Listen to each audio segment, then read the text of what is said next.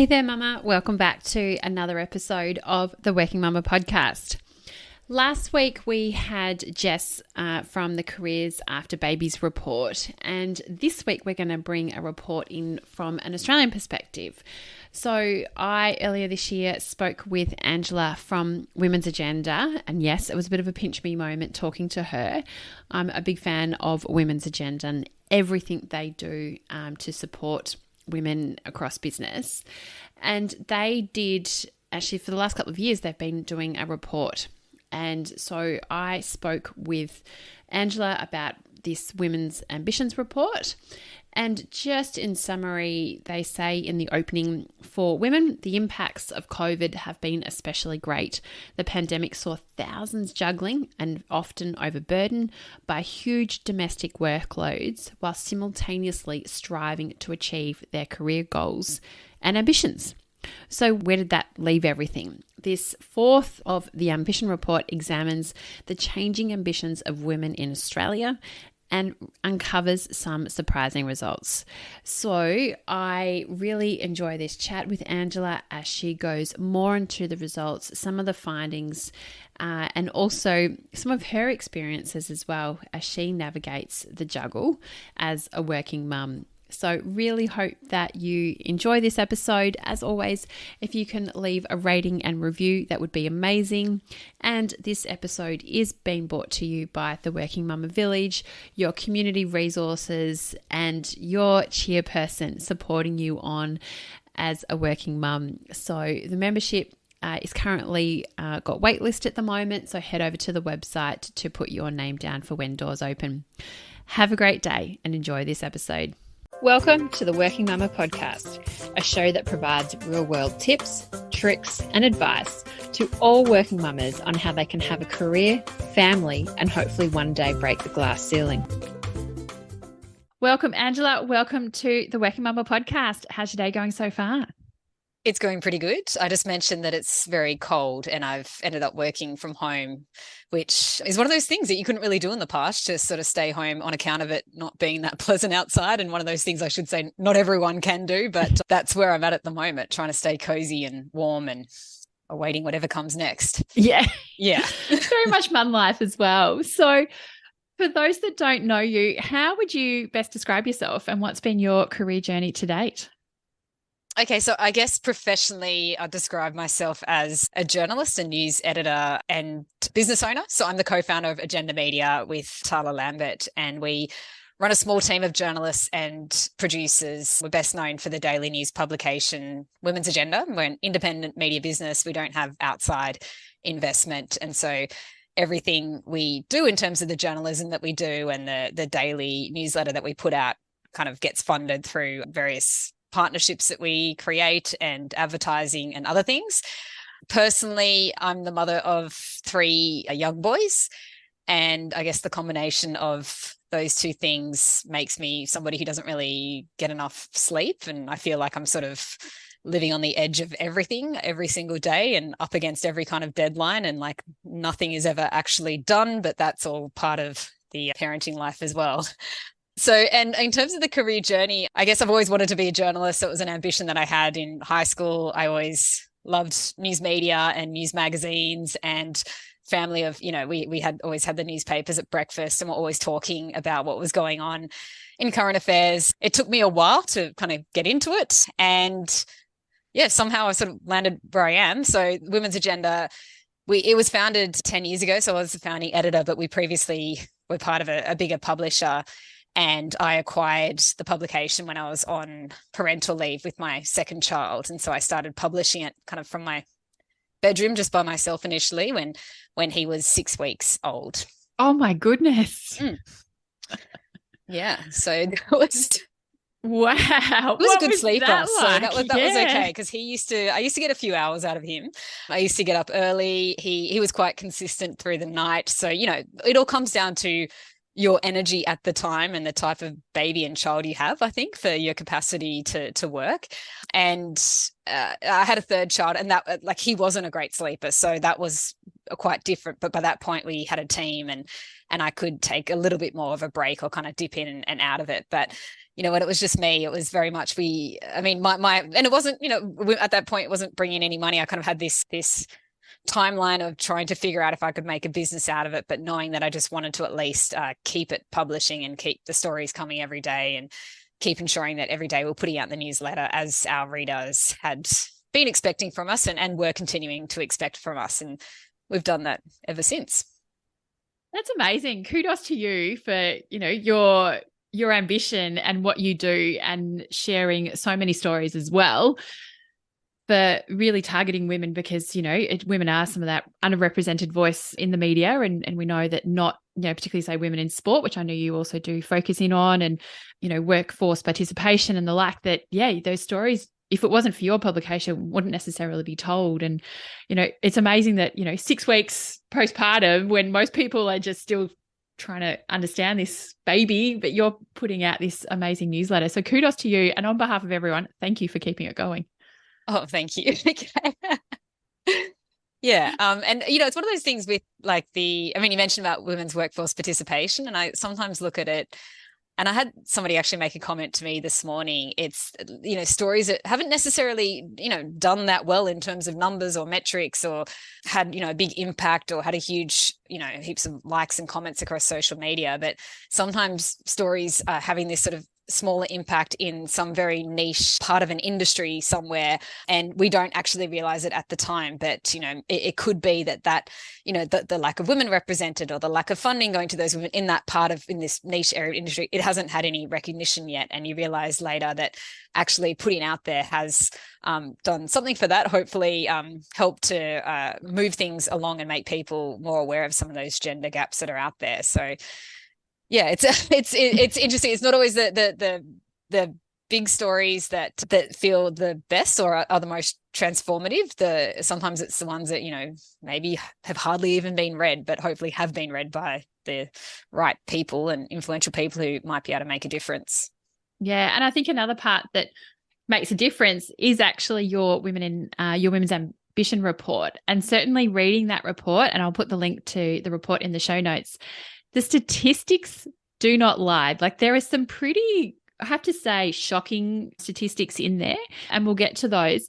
But from yourself and going through this body of work, because I know it's not the first time you've done this report, what are some of those findings that you're seeing and some of those surprises? And are you seeing any big shifts or in some areas, or are they going backwards in other areas? Yes, so we've been publishing this report pretty much ever since we've been running Women's Agenda. So this is the 4th version, and we do it every 2 years. So it takes a bit of work. So ideally we should do it every year, but we do it, somehow we've landed at this part where we do it every 2 years. And we interview with this report, it was around 1,100 responses. Previous reports, it's been more or less, but it's around that. And then the first thing I might say is that we don't necessarily see huge differences in the findings, which I think is interesting, because if you imagine the past 8 years, obviously there's been a lot of change over the past 8 years, particularly in how we work, but we don't see huge amounts of changes in those findings. Confidence has always come up as a leading hurdle that women say they believe will get in the way of their career. Things like discrimination has come up a lot for women who have taken a career break over the past 10 years. And we ask for long answers when we ask about that kind of discrimination. And that always is quite a difficult read when you start kind of filtering through those responses and seeing what people are experiencing on account of them having taken a career break and trying to return to work, and finding that they're not getting the flexibility that they'd been promised, or so many that get made redundant while on maternity leave or shortly after returning. So we know how often that happens, and it doesn't seem to be slowing down, I might say, from that. In this report, one of the biggest surprises, I'd say, would be around burnout. And burnout came in for the first time as the leading potential hurdle in the way of women's careers ambitions. It came up at just ahead of confidence.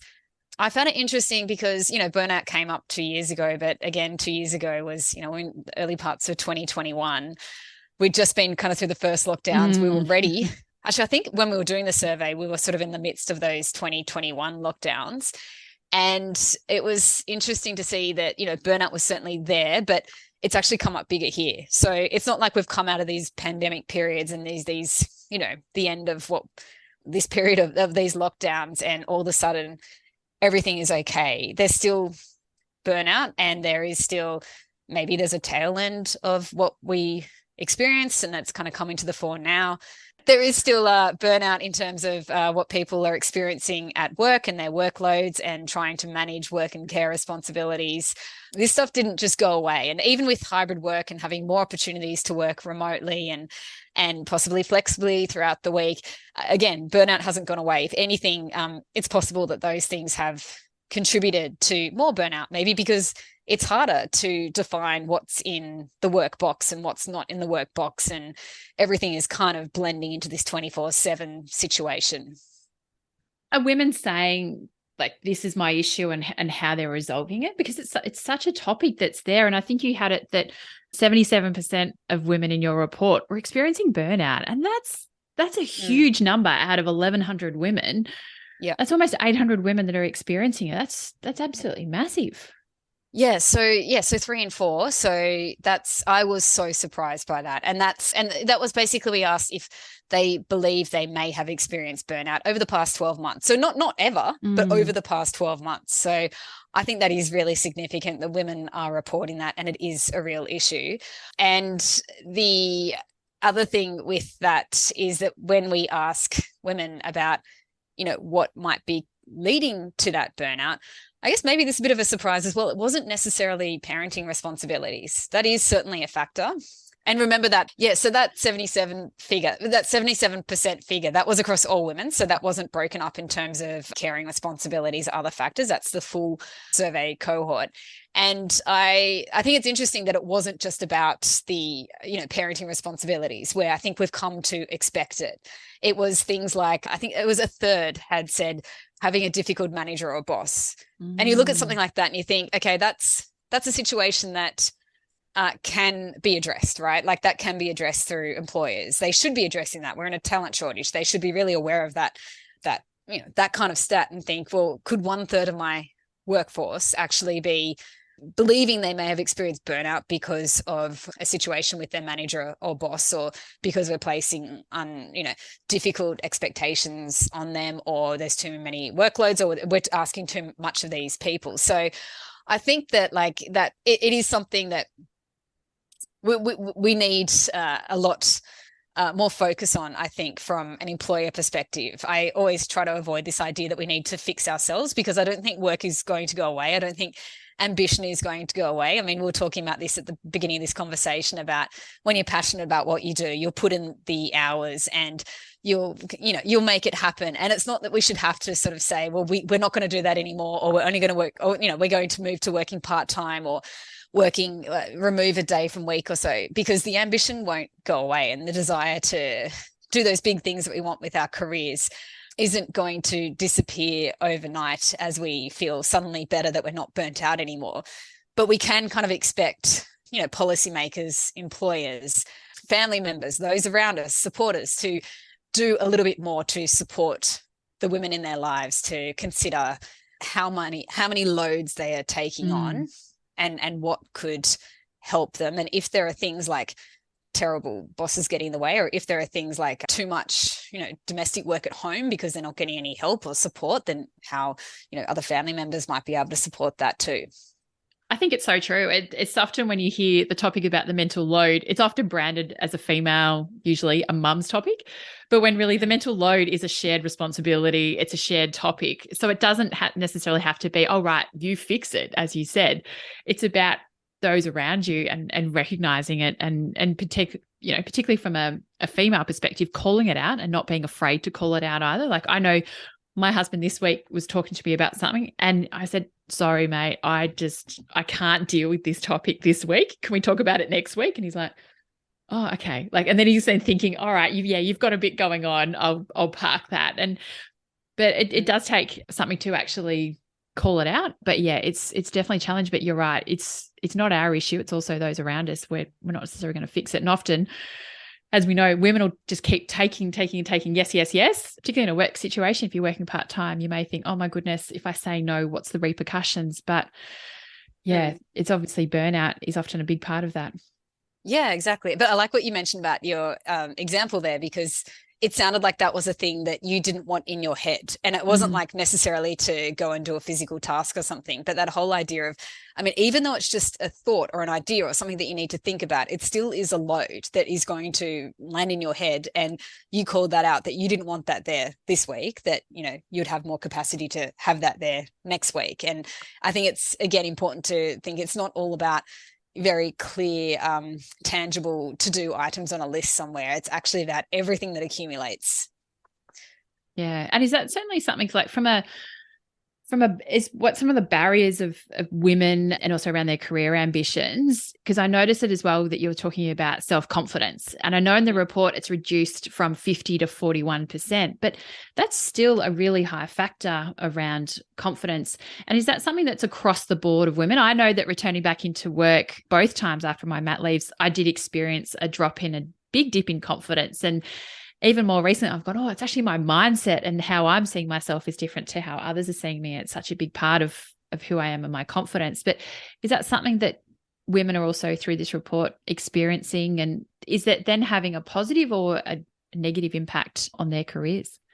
So the confidence, so it does always come up. And so there has been a drop. And I think that is maybe somewhat of a positive. And I think it's interesting to see the drop through the pandemic, because I think that was a period where we could actually see different styles of leadership. And it was almost like it didn't have to be this one size fits all form of what an ideal leader looked like. And actually, you know, when you get a bunch of leaders together and none of them have dealt with the, you know, some of the things that would come up during a pandemic, and they're all of a sudden dealing with them at the same time, that was when we started to think about how, oh, there's actually all these other traits of a lot of women just have really naturally that can be really beneficial during those moments. And I wonder if stuff like that actually supported women to see the confidence, to feel a little bit more confident about what they have. And I wonder also if more of us are kind of seeing bad leadership and seeing stories about terrible leadership and thinking, well, it's not like this myth of something they have that, you know, the rest of us don't necessarily have. So maybe that kind of thing might support a rise in confidence levels. But so that figure that we had for that report is across the total cohort in terms of the confidence question. I think when it comes to, because we then do ask, and we try to break it up by women who've taken those career breaks for caring responsibilities.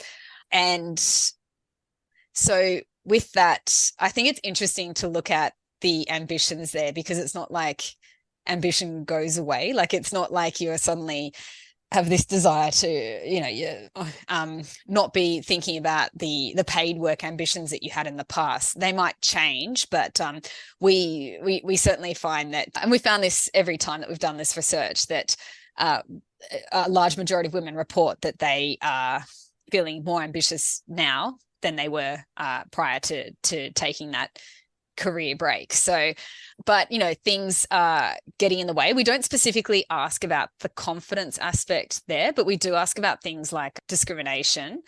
And sadly, there is a lot of discrimination that does come up, and a lot of women believing that they are experiencing discrimination at that point.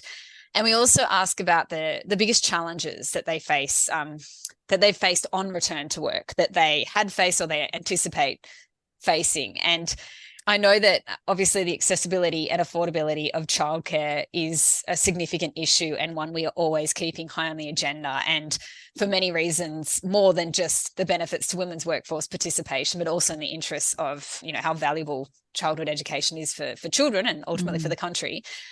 But that isn't really necessarily the biggest hurdle that is getting in the way, and it might be the obvious one that you might point to, but it's actually the things that they say that are getting in the way. I find this interesting around, so keeping up with school pickups and drop-offs. So I think that maybe this is speaking to the fact that in some ways for some people, and I know this isn't across the board because it's not as accessible as it should be, those early childhood years might be a little easier to manage in terms of drop-offs and pickups, because we know that the days are actually tailored to an actual work day, but, you know, for whatever reason, school days are not. But then it is with those school days that we're seeing that women are reporting more hurdles in terms of their, career ambitions, because they're trying to keep up with a shorter school day at that point and the related activities around school. Also, finding time to manage well-being comes up as quite a significant hurdle as well, with around it's 25% of women who've taken that career break are saying that is, one of the biggest hurdles in terms of being able to return, or that they had experienced on returning to work. And that well-being probably part of, as they famously say, you can't pour from an empty cup, but probably the well-being. Is there any relatability to then the burnout in your report as well? That if you're not having the time to manage from a well-being and I mean, I think we can draw part of that conclusion, I guess, where the overwhelm with burnout, there was I think the highest proportion that's the figure, the highest proportion was reporting that the burnout was stemmed from overwhelm at trying to balance those competing priorities, which would point to the need that, your well-being is obviously going to take a hit at that point.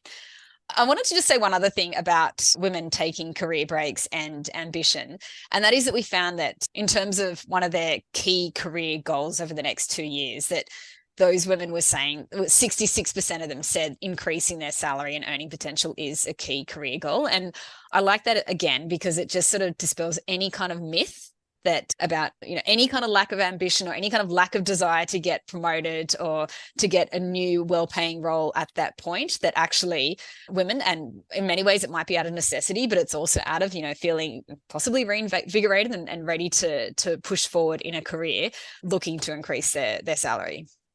That is so positive. And I think it's interesting. I actually put up a story on Instagram this week, and someone actually said to me, do you experience mum guilt? Because she said, I enjoy working. And I think your stats are actually reaffirming for people, because it's like, oh yes, I think they should give permission that it's okay to have a career and want to ask for more money and to then fulfill that, because there's often some of the patriarchal systems and what society sometimes feeds women, and particularly working mums, is, look, you're going to have to choose between either motherhood or career.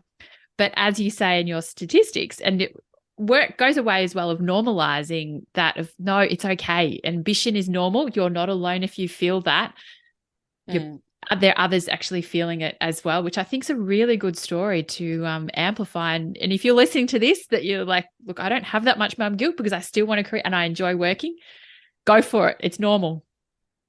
It is. Yeah, it is absolutely normal. And, there is also the sense of the normalcy in terms of the necessity of it. Yeah. Like we're just at a point where, if you are lucky enough to have dual income earners in a household, then it's just not a reality for one of them not really to be, trying to push ahead with increasing their earning capacity as much as the other person is as well. Like we just, at a point with the cost of living and, rising rents and rising interest rates, that it's really, really difficult to not have those incomes. And of course, as we know, really, really difficult for single parents, particularly, and that they're facing the added impact of, it's equally more difficult at home on the home front, having to take on, the sole responsibilities there, but also obviously wanting to get ahead in that paid workforce and having those ambitions still, like it doesn't just go away. No. And just because, you're a mum and the cost of living, it doesn't mean it. But certainly there's so much more that women do want to work for, even long term, considering super and retirement, because, women over the age of 55 is the fastest growing group of homelessness. So it's so important that, the reasons why you're working. And I think that's where that statistic out of your report is so valuable, of actually saying, yes, it's okay to have ambition and really give that permission and not shy away from it. Because I know I've even been approached of, you okay with working 4 days? Is that all right? And how do you feel? And being made to feel guilty a little bit about, no, I still want a career and I still want a good position and that. And I'm like, no, it's also what I want to role model. I've got 2 boys just like yourself, and boy mum. And I'm like, I want to show them that it's not just their father that's providing, but also their mum, both mum and dad work to provide to you. Yeah. And I think there's also this growing awareness as well that's come over the past 10 years or so. And because you've mentioned the superannuation gap. And I think we've probably, we've had kids at the same time. And I think like that's in the back of my mind. I'm sure that's in the back of your mind as well, that we're starting to understand that there is this superannuation gap there, that like taking the career breaks and the periods of working flexibly and part-time, and it will impact and it will accumulate for your retirement savings later on. In the past, I don't know that there was as much awareness of it. Now there is. And I've seen that recently. We did a report recently on the fact that the gender superannuation gap is actually closing very, very slowly.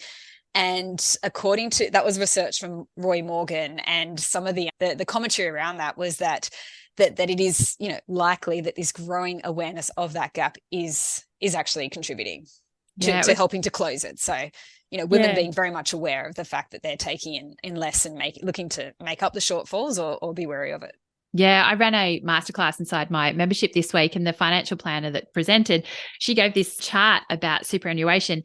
And interestingly, even when people enter the workforce around 18, if they're coming of age, women were earning $9,000 into super. Men had $14,000 as a super. So even before they've started full-time work, generally, the superannuation gap was there right from the start. So I was like, oh my goodness, like it's not even once they get into paid work. And I know that once they get in, and generally there are more women, particularly from university, graduating, and that's a sliding scale. And I was like, oh my God, even from just pretty much the outset of work, that gap's already there.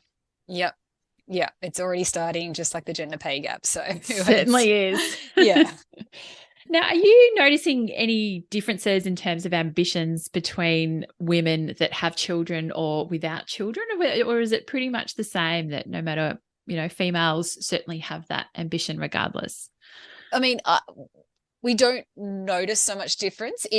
We don't necessarily ask the questions in a way that would bring that up. But at the same time, looking to earn more comes up as the number one ambition for everyone. It does come up as a higher ambition for those who have had a career break, but that could be around the way that the question has been asked. So I don't want to say that's a definite thing, but across the whole cohort, everyone wants to earn more. So we all want more money, and fair enough. Okay. So that's it. We also want to get promoted. We're also, there's a quarter or so thinking about changing jobs over the next couple of years. We want to start businesses. There's all these things that we want to do that are not necessarily, we want to achieve work-life balance, which I think is what people can automatically assume, and can certainly try and assume across women who have young kids, particularly when that's not necessarily the case in terms of their ambitions. It's certainly a desire, but it doesn't come up anywhere close to wanting to increase their salary and earning potential. Such a good way of doing it. It's really, I have to say, this report is debunking some of those myths that you often see and hear in the media, like, oh, women just want to work part-time and just, have an easy way or something like that. But you're actually debunking that of saying, no, women do actually want to earn more. They want to have a career, and really demystifying some of those stereotypes, which I think is amazing. Yeah, exactly. Yeah. And that, on that, after having kids, that 43% say they're more ambitious than ever before. Like, I just love that stat. Yeah. That's like, it's, you might think that, on, leaving school or something, your height of your ambition, but actually, according to at least part of this research, it's after having a child. Yeah, which is definitely debunks a lot sometimes of the common misconceptions. Yeah. Now, you've talked a bit around leadership and what people are wanting. What are you seeing some of the trends from the report around the future of work? I know you've got an element there around leadership, and I know I reckon for even the last 10 years, people are saying about how the the workforce is actually changing so much. So is there anything that from here we can say, look, women should prepare or, skill up probably in actually leadership is what you're saying?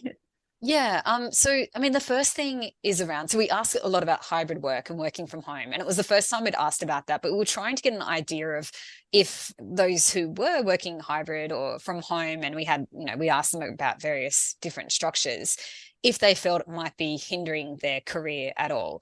So we can't compare this to results from from men, unfortunately, and there's other research that looks at that. But what some of the research, the wider research, has been saying is that men have been kind of returning to offices in greater numbers than women, and it's a massive generalization. But and we point to a few kind of different studies in this space over the past 2 years or so, and we also look at the fact that in many ways, remote work and hybrid work is making some things easier for people, particularly, if you do need to be at home, if you do need to be close to some kind of a daycare or school or something, if you do have caring responsibilities, it can certainly make it easier in terms of supporting your time throughout the day. But then there is a lack of visibility. So we found that 27% of those in hybrid work or working from home believe that the lack of visibility to their team is hindering their career. And 37% say a lack of visibility to the upper management is hindering their career. So I think that's interesting to think about here, is what happens if this continues, or if there does continue to be a gender divide between who is spending more time in the office and who is not. We should keep that in mind. And there's, again, things that I think employers can do to make sure that people who are working hybrid or working remotely are really supported and included. And you hear there's things about like meetings, that if there's one person who can't be in the meeting in person, then everybody should dial into the meeting, stuff like that, to make sure that everybody is included and you don't have one person on the screen while the other 6 people actually are sitting around a table. So there's stuff like that to make sure that there is more inclusion, or to make sure that people are together on given days. There's more that leaders can do to demonstrate that they are working remotely as well, and that's okay. I think that's really important too. We asked women about what they believe will be the most important skills for leaders in the future. And I mean, I wasn't surprised by these results, but I guess, it's not tech skills. It's not, necessarily understanding artificial intelligence or anything like that, but rather the 3 that came up were communication, empathy, resilience, and adaptability. No surprise there. Yeah, so I wasn't surprised by those. I think that they are skills that maybe 10 years ago, they wouldn't have been the skills that would have come up as the leaders in terms of what leaders would need in the future. But certainly now you can see why they are so important, particularly I'd say empathy there. And, empathy and communication are certainly linked, but those skills, absolutely critical, and will really determine the best leaders of the future, and ultimately the best workplaces and the most productive workplaces of the future. Yeah. And certainly when you think about now, leaders that have certainly influenced your career, I'm sure they'll be good communicators, and they will certainly be leading with empathy, and it's so important. Now, I know in your report you also looked at minority groups as well, such as First Nations people and their ambitions, and reported a little bit around this. So what did you find in that regard, and what findings in relation to First Nations and other minority groups? So we actually don't. Oh, yeah. I thought you did. Sorry. Okay, I'll edit that out. We do ask about like race discrimination. We ask about disability, but we don't ask people to kind of classify themselves anywhere. So it's not really something I could comment on. No. I'll edit that out. No, sorry about that. Right. Yeah. It's certainly something that we'd like to do in the future, and that we should really be doing. So it's. Yeah. I thought I must have been reading it wrong. So I'm so sorry. I'm just trying to think if there's anything that could point to where we've done that. No, sorry, I'll let that out. Yeah. It would be in quotes, but where people have noted that, and we may have pulled out some of those quotes. Yeah, maybe it's that. Maybe I saw the quote. Yeah, and we would have also looked to desktop research to add in where we could to contribute to the wider research on that. Yep. Yeah, but if you don't mind editing. Yeah, I'll edit that out. Yeah. That's the beauty of podcasts. You can just edit what you don't need. All right.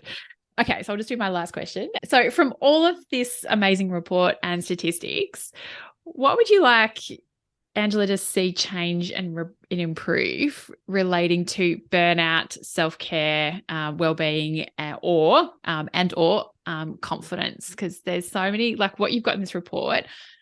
If you have to say for the next report, or even in 5 years' time, what would you like to crystal ball and see change? I think I'll go with the burnout comment, just because it did seem so significant for 3/4 of women to be reporting that they feel that they may have experienced burnout over the past 12 months. I mean, that points to so many problems Australia-wide, macro problems that we really need to be thinking about in terms of physical and mental health, and in terms of women's workplace productivity. So in terms of women's workplace participation, I should say, not productivity, participation. So certainly we should be concerned about that. And you see those sorts of figures across certain sectors in other research as well. Like you see that in early childhood education, and you see that in nursing, where workers report these really high levels of burnout. And we need to be, I think, really concerned about that, especially because, those workers are reporting an intention to leave over the next few years. And we just don't, they're not getting paid enough. They're not getting supported and valued enough, even after, the period of the past few years where we said, these are the frontline and we were celebrating these workers. We've got a real problem where they are not getting valued enough. And that's ultimately going to hinder the entire economy and hinder everything that's being done around workforce participation for parents and non-parents. So that's, certainly one thing.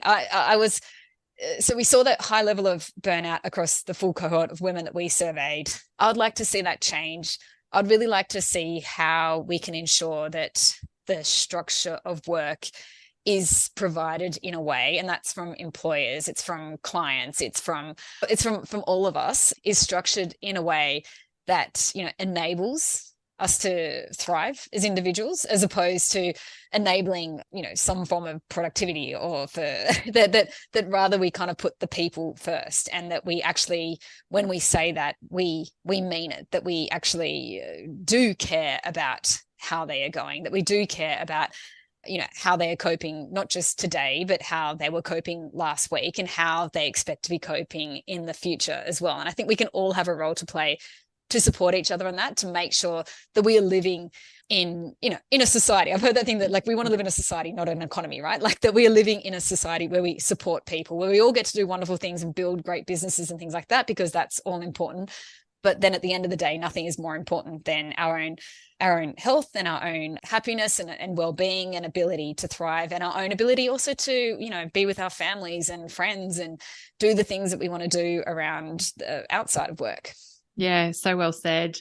Now, is there anything finally that you'd like to just add and give an update on, just in relation to this report that we may not have already covered? Not so much an update from the report. I mean, I guess we've had a lot of interest, and more interest than I expected, and more interest than we've received in previous reports. And I think it is because of that burnout figures. So it definitely resonates with people. And we've got on our YouTube channel, we did a webinar last week. And that's really good. So you can check that out and have a look at that webinar there. And we'll do another roundtable in a couple of weeks' time, where we're going to actually try to speak to more of these employers, to try and share this information and to learn a little bit more about what they are doing to address some of these issues. That's so important, and great to hear that you're actually chatting with the employer side, and as what we said at the start, not just leaving this as a women's issue and topic on some of these, but also, as they say, it takes a village, but certainly takes a village to help women fulfill their ambitions. So yeah, thank you so much. Now, what do you do, Angela, to fill your cup? To fill my cup, I'm probably the worst possible example of somebody who fills their cup, because I probably don't spend enough time doing it. But it comes back to the thing that I get passionate about areas, and so I'll go and follow them and pursue them, and I don't necessarily think that's work so much, but it probably is, because I do certainly feel the idea of burnout myself from time to time.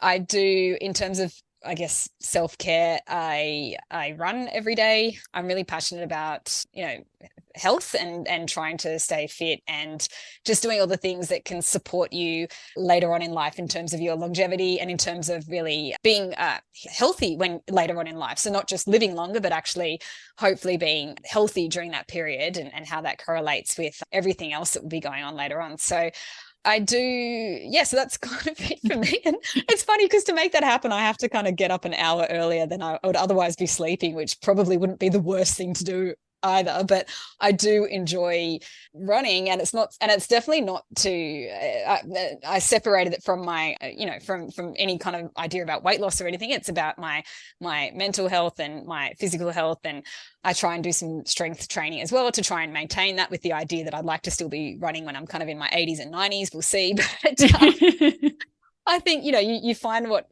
works for you. Hopefully one day I won't have to get up as early as I do to be able to fit that in. But I do know that I have a better day if I can get that happening in the morning. And yeah, I'm sort of, my partner says that I'm like a puppy. I need to have that.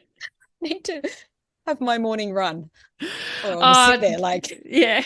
Totally relatable. All day. Yeah. Totally relatable. I'm a fellow runner, and even like, I don't go every day, but if I can go once a week, that is feeling. And even this week I was like, I need to go today because my mind is just going cray. So, but I had a much better day because of actually going for my run. So totally get it there. Now, how can people connect with you and also Women's Agenda? Yeah, so we are womensagenda.com.au, and you'll get a pop-up where you can subscribe to our daily newsletter.